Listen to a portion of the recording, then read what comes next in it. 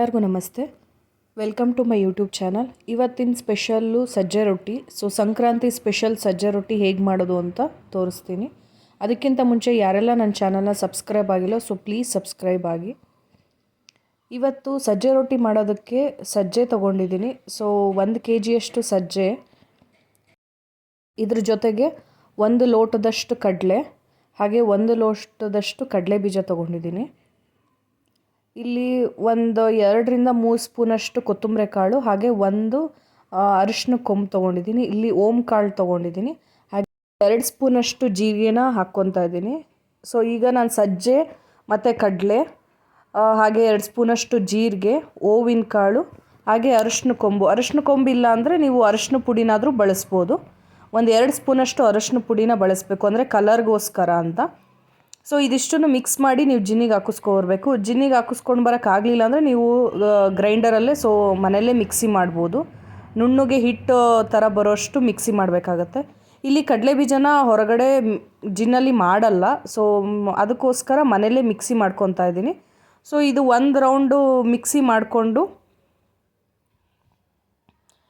ಇದ್ರ ಜೊತೆಗೆ ಪೂರ್ತಿ ನುಣ್ಣಗಾಗಲ್ಲ, ಅದಕ್ಕೋಸ್ಕರ 2 ಸ್ಪೂನಷ್ಟು ಹಿಟ್ಟನ್ನು ಇದಕ್ಕೆ ಮಿಕ್ಸ್ ಮಾಡಿಕೊಂಡು ಮತ್ತೆ ನುಣ್ಣಗೆ ಮಿಕ್ಸಿ ಮಾಡಬೇಕಾಗತ್ತೆ. ಮತ್ತು ನೀರನ್ನು ಮಿಕ್ಸ್ ಮಾಡಬಾರ್ದು, ಹಾಗೆ ಇದನ್ನು ಮಿಕ್ಸಿ ಮಾಡಬೇಕು. ಈಗ ಹಿಟ್ಟನ್ನು ನೀವು ಜರಡಿ ಇಟ್ಕೋಬೇಕು. ನೀವೇನು ಕಡಲೆ ಬೀಜನ ಮಿಕ್ಸಿಗೆ ಹಾಕ್ಕೊಂಡಿರ್ತೀರಲ್ವ, ಅದು ಹಿಟ್ಟು, ಹಾಗೆ ಹೊರಗಡೆ ಜಿನ್ನಿಂದ ಮಾಡಿಸ್ಕೊಂಡು ಬಂದಿರೋ ಹಿಟ್ಟು ಎರಡನ್ನೂ ಮಿಕ್ಸ್ ಮಾಡಿಬಿಟ್ಟು ಜರಡಿ ಹಿಡ್ಕೋಬೇಕು. ಈಗ ನಾನು ಒಂದು ಪಾತ್ರೆಯಲ್ಲಿ ನೀರಿಟ್ಟು ಬಿಸಿಗೆ ಇಟ್ಟಿದ್ದೀನಿ. ಇದು ಸ್ವಲ್ಪ ಬಿಸಿ ಆಗ್ತಿದ್ದಂಗೆ 1 ಸ್ಪೂನಷ್ಟು ಉಪ್ಪನ್ನ ಹಾಕ್ಕೊತಾ ಇದ್ದೀನಿ. ಹರಳುಪ್ಪು ಬಳಸ್ತಾ ಇದ್ದೀನಿ ನಾನಿಲ್ಲಿ. ಇದು ಸ್ವಲ್ಪ ನೀರು ಕಾಯ್ತಿದ್ದಂಗೆ ನೀವು ಹಿಟ್ಟನ್ನು ಹಾಕ್ಕೋಬೇಕು. ಏನು ಸಜ್ಜೆ ಹಿಟ್ಟನ್ನು ನೀವು ಮಾಡಿಸ್ಕೊಬಂದಿರ್ತೀರಲ್ವ, ಅದನ್ನು ಹಾಕ್ಕೋಬೇಕು. ಇದು ಒಂದು 10 ನಿಮಿಷ ಆದರೂ ಚೆನ್ನಾಗಿ ಕುದಿಬೇಕಿದು. ಇಲ್ಲಿ ಬರೀ ಸಜ್ಜೆ ಒಂದೇ ಏನಕ್ಕೆ ಬಳಸ್ತಾ ಇಲ್ಲ, ಜೀರಿಗೆ, ಓವಿನ ಕಾಳು ಇದನ್ನೆಲ್ಲ ಏನಕ್ಕೆ ಬಳಸ್ತಾ ಇದ್ವಿ ಕಡಲೆ ಬೀಜ ಅಂತ ಅಂದರೆ, ನೀವು ಬರೀ ಸಜ್ಜೆ ಒಂದೇಯಿಂದ ಮಾಡಿದ್ರೆ ತುಂಬ ಹೀಟ್ ಆಗುತ್ತೆ ಬಾಡಿ. ಅದಕ್ಕೋಸ್ಕರ ಅಷ್ಟೊಂದು ಹೀಟ್ ಆಗಬಾರ್ದು, ಮತ್ತು ತುಂಬ ಟೇಸ್ಟಿಯಾಗೂ ಇರಬೇಕು ನೀವು ಸಜ್ಜೆ ರೊಟ್ಟಿ ತಿನ್ನಬೇಕಾದ್ರೆ ಅನ್ನೋದಕ್ಕೋಸ್ಕರ ಇದನ್ನೆಲ್ಲ ಹಾಕ್ಕೊಂಡು ಮಾಡಿದ್ರೆ ನಿಮಗೆ ಸಜ್ಜೆ ರೊಟ್ಟಿ ತಿನ್ನೋದಕ್ಕೆ ತುಂಬ ಟೇಸ್ಟಿಯಾಗೂ ಇರುತ್ತೆ. ಈಗ ನೋಡ್ತಾ ಇದ್ರಲ್ಲ, ಇದು ರೆಡಿಯಾಗಿದೆ. ಇದನ್ನು ಚೆನ್ನಾಗೆ ಮುದ್ದೆ ಥರ ಮಾಡ್ಕೋಬೇಕು, ಅಂದರೆ ಚೆನ್ನಾಗೆ ಎಲ್ಲೂ ಗಂಟಾಗದಿದ್ದಂಗೆ ಮಿಕ್ಸ್ ಮಾಡ್ಕೋಬೇಕಾಗತ್ತೆ. ನೀವು ಕೂಡಿಸ್ಬೇಕಾದ್ರೆ ಇನ್ನೂ ಸ್ವಲ್ಪ ಹಿಟ್ಟು ಬೇಕು ಅಂತ ಅನಿಸಿದ್ರೆ, ಸ್ವಲ್ಪ ತೆಳ್ಳಗಾಗಿದೆ ಅಂದರೆ ಸ್ವಲ್ಪ ಹಿಟ್ಟನ್ನು ಹಾಕ್ಕೋಬೋದು ಮೇಲೆ. ಹಿಟ್ಟನ್ನು ಹಾಕ್ಕೊಂಡು ಮತ್ತೆ ಚೆನ್ನಾಗಿ ಕೂಡಿಸ್ಬೇಕು. ಇದನ್ನು ಬಿಸಿ ಇದ್ದಾಗಲೇ ಬಳಸಬಾರ್ದು. ಈಗ ರೆಡಿಯಾಗಿದೆ ನೋಡಿ. ಇದು ಗಂಟೆಲ್ಲ ಹೋಗೋ ಥರ ಚೆನ್ನಾಗೆ ಕೂಡಿಸ್ಕೋಬೇಕಾಗತ್ತೆ. ಈಗ ನಾವು ಮನೇಲಿ ಹೇಗೆ ಮುದ್ದೆ ಮಾಡ್ತೀವೋ ಅದೇ ಥರನೇ ಇದನ್ನು ಮಾಡೋದು. ಈಗ ಹಿಟ್ಟು ರೆಡಿಯಾಗಿದೆ. ಇದನ್ನು ಬಿಸಿ ಇದ್ದಾಗಲೇ ಬಳಸಬಾರ್ದು. ಇದನ್ನು ಸ್ಟವ್ ಆಫ್ ಮಾಡಿಬಿಟ್ಟು ಆರೋದಕ್ಕೆ ಬಿಡಬೇಕು. ಅಷ್ಟೊತ್ತಿಗೆ ನಾನು ಇಲ್ಲಿ ಕರಿ ಎಳ್ಳು ತೊಗೊಂಡಿದ್ದೀನಿ, ಹಾಗೆ ಕೊಬ್ಬರಿನ ತುರಿದಿಟ್ಕೊಂಡಿದ್ದೀನಿ.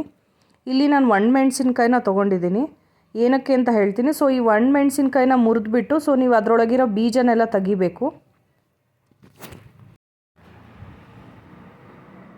ಇದು ಬೀಜ ಎಲ್ಲ ತೆಗೆದಾದ್ಮೇಲೆ ನೀವು ಇದಕ್ಕೆ ಕರಿ ಎಳ್ಳು ಹಾಗೆ ಕೊಬ್ಬರಿನ ಮಿಕ್ಸ್ ಮಾಡ್ಕೋಬೇಕು. ಇದು ಮೂರನ್ನು ಚೆನ್ನಾಗಿ ಮಿಕ್ಸ್ ಮಾಡ್ಕೋಬೇಕು. ನೀವು ಇದನ್ನು ಏನಕ್ಕೆ ಬಳಸಬೇಕು ಅಂದರೆ, ಹೊರಗಡೆ ಸಜ್ಜೆ ರೊಟ್ಟಿ ಅಂದರೆ ಬರೀ ಪ್ಲೇನ್ ಸಜ್ಜೆ ರೊಟ್ಟಿ ಕೊಡ್ತಾರೆ.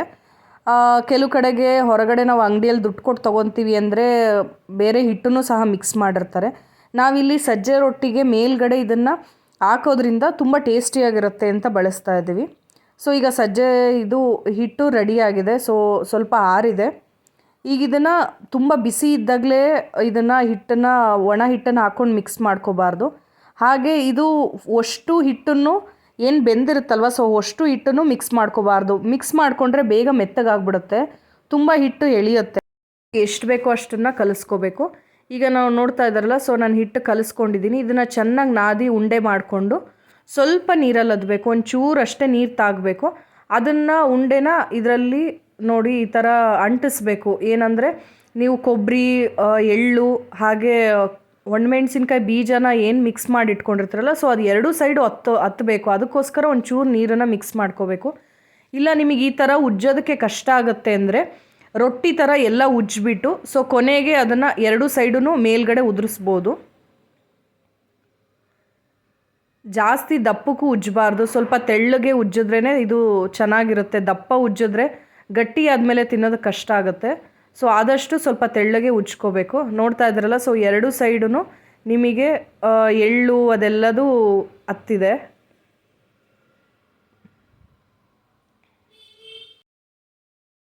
ನೀವು ಇದನ್ನು ಮೆತ್ತಗೆ ಬೇಯಿಸ್ಕೊಂಡ್ರೆ ರೊಟ್ಟಿ ಚೆನ್ನಾಗಿರಲ್ಲ. ಸ್ವಲ್ಪ ಗಟ್ಟಿ ಆಗಬೇಕು, ಅಂದರೆ ರೋಸ್ಟ್ ಥರ ಮಾಡಿಕೊಂಡ್ರೆ ಮಾತ್ರ ನಿಮಗೆ ಸಜ್ಜೆ ರೊಟ್ಟಿ ತಿನ್ನೋಕ್ಕೆ ಚೆನ್ನಾಗಿರುತ್ತೆ.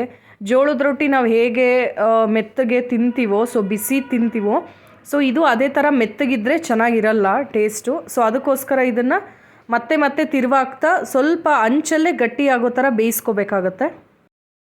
ಸಂಕ್ರಾಂತಿ ಸ್ಪೆಷಲ್ ಅಂದ್ಬಿಟ್ಟು ಸಜ್ಜೆ ರೊಟ್ಟಿ, ಜೋಳದ ರೊಟ್ಟಿ ಎಲ್ಲದೂ ಮಾಡ್ತಾರೆ. ಸೊ ನೀವು ಸಜ್ಜೆ ರೊಟ್ಟಿ ಮಾಡೋದಕ್ಕೆ ಕಷ್ಟ ಆಗುತ್ತೆ ಅಂದ್ಬಿಟ್ಟು ಸೊ ನೀವು ಅಂಗಡಿಯಿಂದ ತೊಗೊಂಡು ಬರ್ತೀರಾ ಬೇರೆಯವ್ರು ಮಾಡಿರೋದನ್ನು. ಸೊ ಅದು ಏನು ಮಾಡ್ತಾರೆ ಅಂದರೆ ಸಜ್ಜೆಗೆ ಬೇರೆ ಹಿಟ್ಟನ್ನು ಮಿಕ್ಸ್ ಮಾಡಿ ಮಾಡ್ತಾರೆ. ಅದ್ರ ಬದಲು ನೀವೇ 1 kg ಸಜ್ಜೆನ ತೊಗೊಂಡ್ರೆ, ಈಗ ನೋಡ್ತಾ ಇದ್ರಲ್ಲ, ಸೊ ಒಂದು 25-30 ರೊಟ್ಟಿ ಅಂತೂ ಆರಾಮಾಗಿ ಆಗುತ್ತೆ. ಸೊ ನೀವು ಮನೆಯಲ್ಲೇ ಟೇಸ್ಟಿಯಾಗಿ ಸಜ್ಜೆ ರೊಟ್ಟಿನ ಮಾಡಿಕೊಂಡು ಅದನ್ನು ಒಣಗಿಸ್ಕೊಂಡು 1 ವಾರ ಆದರೂ ಆರಾಮಾಗಿ ನಿಮ್ಗೆ ಯಾವಾಗ ಬೇಕೋ ಅವಾಗ ತಿನ್ಬೋದು. ನಾವು ಹೊರಗಡೆಯಿಂದ ತರೋದಾದರೆ ಅಷ್ಟು ಟೇಸ್ಟ್ ಬರಲ್ಲ, ಇದನ್ನೆಲ್ಲದೂ ಅವ್ರು ಹಾಕೋದಿಲ್ಲ. ಸೊ ಈಗ ನಾವೇನು ಹಾಕಿದ್ದೀವಲ್ಲ, ಕಡಲೆ ಬೀಜ, ಕಡಲೆ ಅದೆಲ್ಲದು, ಸೊ ಅವು ಯಾವುದೂ ಹಾಕಿರೋಲ್ಲ, ಬರೀ ಸಜ್ಜೆ ಅದ್ರ ಜೊತೆಗೆ ಬೇರೆ ಹಿಟ್ಟನ್ನು ಮಿಕ್ಸ್ ಮಾಡಿ ಹಾಕಿರ್ತಾರೆ. ಸೊ ನೀವು ಇದೇ ಥರ ಮನೆಯಲ್ಲಿ ಆರಾಮಾಗಿ ಮಾಡ್ಕೊಂಡು ತಿನ್ಬೋದು.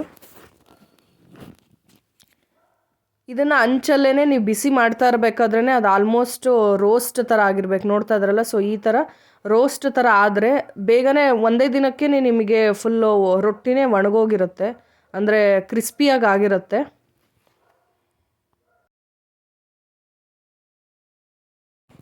ಸಜ್ಜೆ ರೊಟ್ಟಿ ಜೊತೆಗೆ ಸೊ ಏನು ಕಾಂಬಿನೇಷನ್ ಅಂತ ಅಂದರೆ, ಸೊ ಇದಕ್ಕೆ ಕುರೆಸನಿ ಪುಡಿ ಹಾಗೆ ಬಿಳಿ ಎಳ್ಳಿನ ಪುಡಿ ಮಾಡ್ತಾರೆ.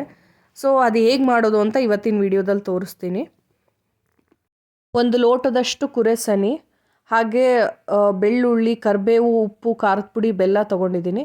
ಸೊ ಈಗ ನಾನು ಕುರೆಸನಿನ ಸ್ವಲ್ಪ ಹುರ್ಕೊತಾ ಇದ್ದೀನಿ. 1 ಲೋಟದಷ್ಟಾದರೂ ತೊಗೋಬೋದು, ಅಂದರೆ ನಿಮಗೆ ಎಷ್ಟು ಬೇಕೋ ಸೊ ಅಷ್ಟನ್ನು ತೊಗೊಳ್ಳಿ. ಇದು ಸ್ವಲ್ಪ ಉರಿಬೇಕು, ಅಂದರೆ ಸ್ವಲ್ಪ ಉಗುರು ಬೆಚ್ಚಗಾಗೋಷ್ಟಾದರೂ ಇದನ್ನು ಉರಿಬೇಕು. ಇದು ಆಗಿದೆ. ಸೊ ಇದನ್ನು ತಣ್ಣಗಾಗಕ್ಕೆ ಬಿಡಬೇಕು. ಬಿಸಿ ಇದ್ದಾಗಲೇ ಇದನ್ನು ಮಿಕ್ಸಿ ಮಾಡಬಾರ್ದು. ಹಾಗೆ ಕರಿಬೇವನ್ನು ಹುರ್ಕೋಬೇಕು. ಹಸಿದೇ ಕರಿಬೇವನ್ನ ನೀವು ಹಾಕಬಾರ್ದು. ಸ್ವಲ್ಪ ಬಿಸಿ ಮಾಡಿದ ಮೇಲೆ ಪಾತ್ರೆ, ಬಾಣಲಿ ಏನು ನೀವು ಇದು ಬಿಸಿ ಮಾಡ್ಕೊತಿರಲ್ಲ, ಸೊ ಅದು ಬಿಸಿ ಆಗಿರುತ್ತೆ. ಸೊ ಹಾಗೆ ಬಿಟ್ಟರೆ ಬೇವು ಅದರಲ್ಲೇ ಕ್ರಿಸ್ಪಿಯಾಗಿ ಆಗುತ್ತೆ. ಸೊ ಈಗ ಕುರೆಸನಿ ಆರಿದೆ. ನಾನು ಒಂದು ಮಿಕ್ಸಿ ಜಾರ್ಗೆ ಕುರೆಸನಿನ ಹಾಕ್ಕೊಂಡು ಮಿಕ್ಸಿ ಮಾಡ್ಕೋಬೇಕು. ಈಗಲೇ ಬೇರೆದನ್ನೆಲ್ಲದನ್ನು ಹಾಕ್ಕೋಬಾರ್ದು, ಕುರೆಸನಿ ಒಂದನ್ನೇ ನುಣ್ಣಗೆ ಮಿಕ್ಸಿ ಮಾಡ್ಕೋಬೇಕು. ಆಮೇಲೆ ಇದು ಚೆನ್ನಾಗಿ ಮಿಕ್ಸಿ ಆಗಲ್ಲ ಬೇರೆದನ್ನೆಲ್ಲ ಹಾಕಿದಾಗ. ಸೊ ಅದಕ್ಕೆ ಫಸ್ಟಿಗೆ ನೀಟಾಗಿ ಮಿಕ್ಸಿ ಮಾಡ್ಕೋಬೇಕಾಗತ್ತೆ. ಈಗ ನೋಡ್ತಾ ಇದ್ರಲ್ಲ, ಸೊ ಇಷ್ಟು ನೈಸಾಗಿ ಆಗಿರಬೇಕು.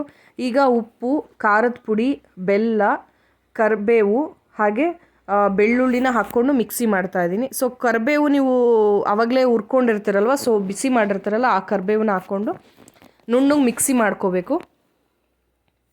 ನಿಮಗೆ ಸ್ವಲ್ಪ ಸಿಹಿ ಮುಂದೆ ಬೇಕು ಅಂತ ಅನಿಸಿದ್ರೆ ಸೊ ಸ್ವಲ್ಪ ಬೆಲ್ಲನ ಇನ್ನೊಂದು ಸ್ವಲ್ಪ ಜಾಸ್ತಿ ಹಾಕ್ಕೊಳ್ಳಿ.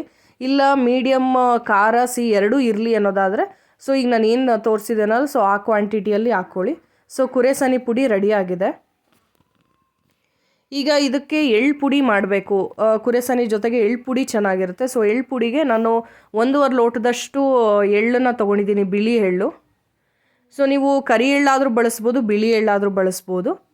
ನಾನಿಲ್ಲಿ ಬಿಳಿ ಎಳ್ಳನ್ನು ಹುರ್ಕೊತಾ ಇದ್ದೀನಿ. ಸೊ ಇದೂ ಅಷ್ಟೇ, ಸ್ವಲ್ಪ ಲೈಟ್ ಬ್ರೌನ್ ಆಗೋವರೆಗೂ ಹುರ್ಕೋಬೇಕಾಗತ್ತೆ.